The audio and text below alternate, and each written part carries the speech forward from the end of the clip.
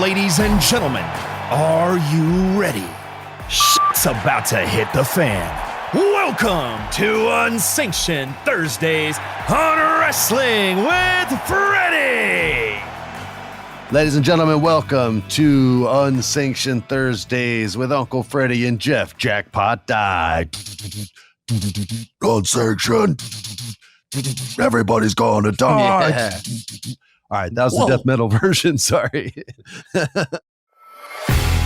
gonna die. Well, it's death metal. It was an upbeat song. Nervous. It's just the content.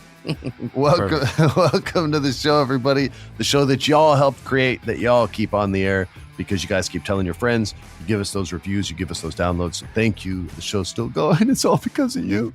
Let's get right to it. First of all, Hulk Hogan, who I was never a fan of. I always rooted for the bad guys. But he turned 70, bro, and it's nice to see wrestlers make it into the 70s and 80s.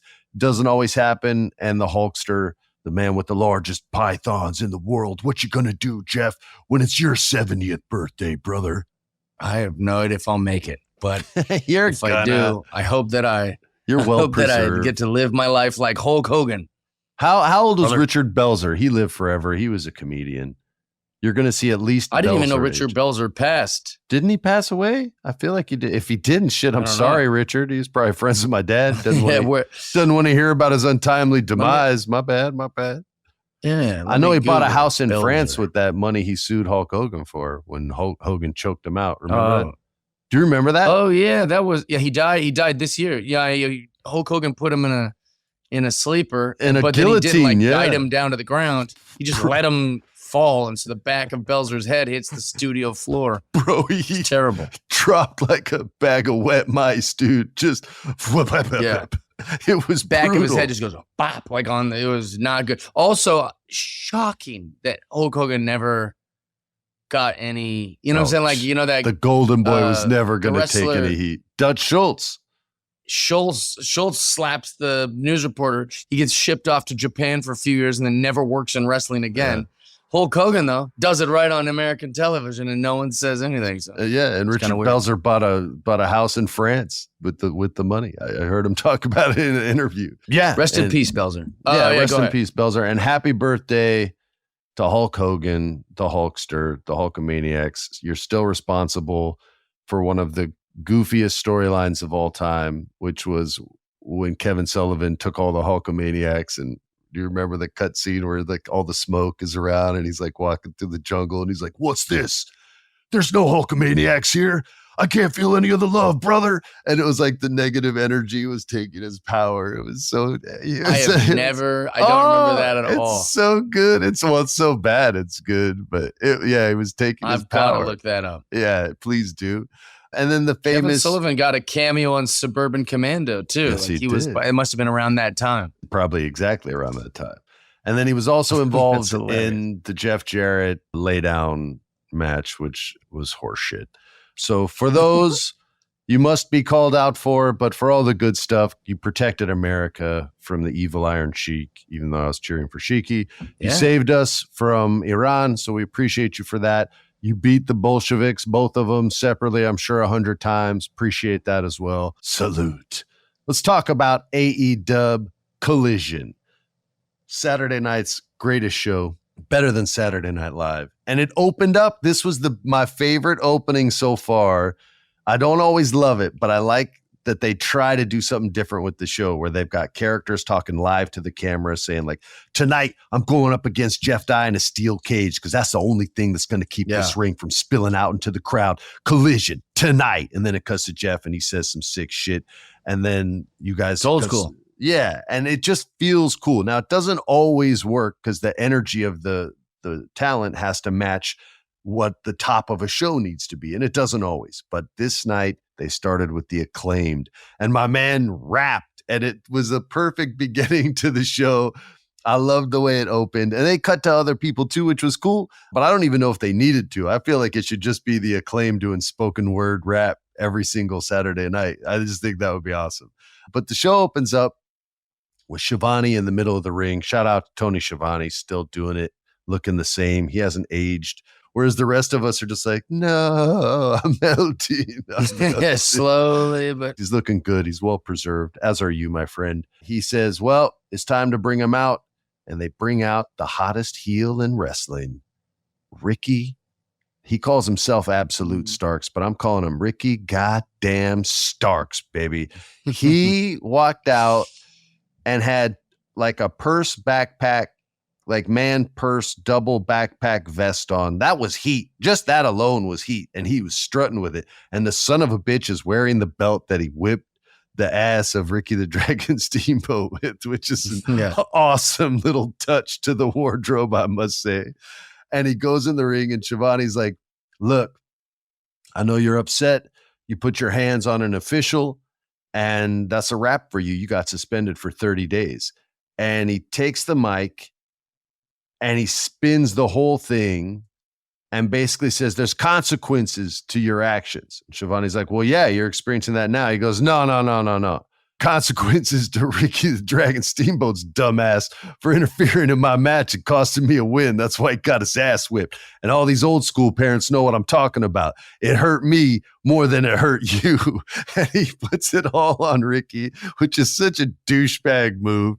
But it's funny, yeah. I will say this. This was the first week that he got some boos. It took whooping a 70-year-old man's ass. Ricky and Hogan, both 70 years old. Shout out to Ricky too. My grandma, that was her favorite wrestler. She had a crush on Ricky the Dragon Steamboat. She go, oh, Freddie, awesome. he's so handsome, Freddie. He's so handsome. That's what she said. She loved him. What about him as a steamboat? That's the tricky. It's like probably like he's got the motor of a steamboat. You know, it just keeps on trucking. I'm guessing. Like when we call a lady a firecracker or something. Yeah. A tomcat. He's a real steamboat out there. That's right. A firecracker. I haven't called. Have you never called a girl a firecracker before? That's from like. Oh yeah, because I like old things. I was gonna say, yeah, she's a real firecracker. Look at that dame over there. Yeah. Can you say dame anymore or no? Can you say dame? I think dame is an official title. Yeah, it's broad they get mad about. Oh, broad. Look at the gams on that broad. Well, it's because you over pronounce the BR in broad, so it sounds way more aggressive. Yeah, you can't do that, bro. You got to say it just chill, like, oh, look at these broads. And then they're like, what? Well, no, he said it kind of softly. But if you're like, oh, look at these broads over here.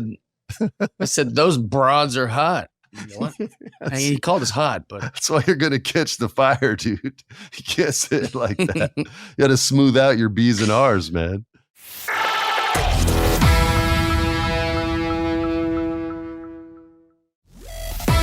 Well, heel Ricky did a great job again.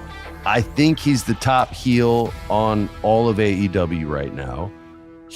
Now, granted, he's gotten to be with CM Punk and he's getting A storylines and he's opening the show nearly every damn week. But I feel like he's earned it at this point. Every time they've given him a little, he's made a lot. And if you can turn, what was the saying that Taz said back? Turning chicken shit into chicken salad. If you can do that, then you have a skill, and he did. So now they're serving him up with better ingredients. And look at the dishes that he's serving up, man. Every week he's doing something real good. Some have been better than others, but he hasn't had a bad episode of AEW Collision yet. I don't anticipate seeing one anytime soon. I love that he said, screw you, think I'm gone for 30 days? I got my manager's license, bitch, like a realtor's license. I thought that was great. I loved every second of it, dude. You still loving Ricky, right? I love Ricky. I wouldn't say he's the best heel in AEW, but he is. Who is? Definitely MJF. MJF's a baby face right now. He's That's as baby as baby face. Oh my God, dude. They literally double clotheslined a waiter in a Chinese restaurant, man. There's no more baby face move than that. I don't know. I got Randy Moss in trouble for, just for criticizing catering. I think that makes you a bad guy when you beat up the Chinese restaurant. Take MJF off the table, and then Ricky. Yeah, Ricky Starks he's a superstar, dude. He's so stinking good. Yeah, you're right. I like that you said it earlier, or I guess you said it on the last episode on last week. You said that he earned his booze Because like that's how much people love him. Is that like finally he's getting like, oh, all right, I see what he's doing. But like, yeah, they want to help get the character over. The smart fans are like, oh, I'm supposed to boo. If I cheer, they're gonna go, he's babyface. Oh, so boo. Yeah. I love that. Yeah, boo when you're supposed to, fans. Boo when you're supposed to. Yeah.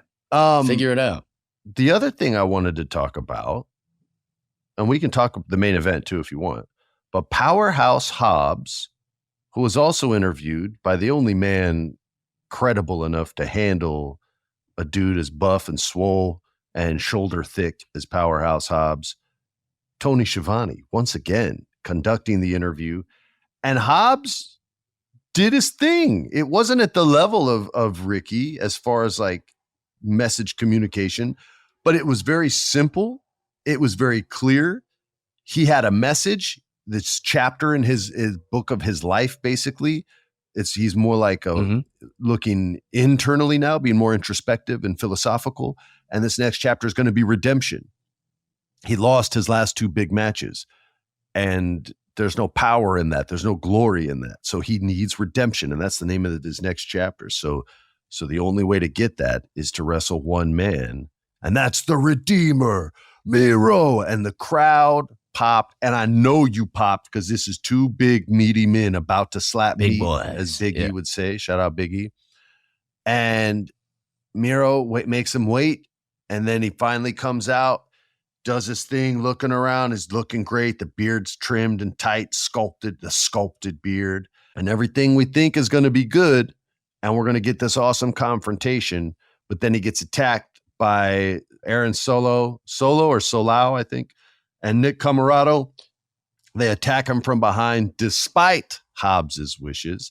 Miro fights him off, but eventually Hobbs catches him and he slams him with a spine buster, and then he places the Book of Hobbs, which, so you know, guys, it looks like a Bible, like an old school Bible that you'd find in like a Wild West church somewhere. He lays it on the chest of Miro, and now we get the promise of a Powerhouse Hobbs versus Miro match, which I never really saw in my head.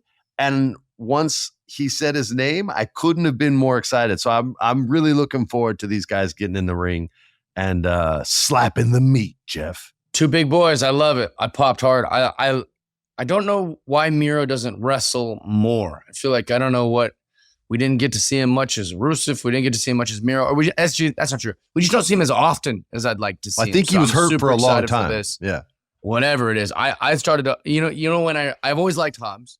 You know when I fell in love with Hobbs? On AEW Fight Forever on Xbox. I play as Hobbs pretty often. I like him. Like, that's made me start to like him. Which that happens sometimes with video games. You play with a guy, you're like, oh, I guess I think I do like Penta. So big fan of this. I like what they're doing. I like the Book of Hobbs. Kind of feels like Jericho's list, or it feels like the Tribal Chief's necklace. You know, it's a good gimmick. It's new kind of like fun thing, and I like that a lot. So I was excited about this. I love it. I like to see where it's going to go. You guys, don't forget, I'm a co-owner in the Premier Streaming Network. They have their showcase September 9th in Metuchen, New Jersey. You can get tickets there or just go to Premier Streaming Network, subscribe, watch the show there. We got Matt Cardona versus Colt Cabana for the inaugural Premier Championship. Show us some love over there. Support independent wrestling. We try to give a showcase for all these indie shows. Get out there so that we can get more eyeballs on independent wrestling. It's also a tremendous learning experience for me. As always, we appreciate you guys for this second show. You're the reason it happens. Thanks to everyone at My Cultura for saying yes to it. Jeff, I'll see you next Wednesday, Bo. Love you guys. See you, brother. This has been a production of iHeart's My Cultura Podcast Network. For more podcasts from iHeartRadio, visit the iHeartRadio app, Apple Podcasts, or wherever you listen to your favorite shows.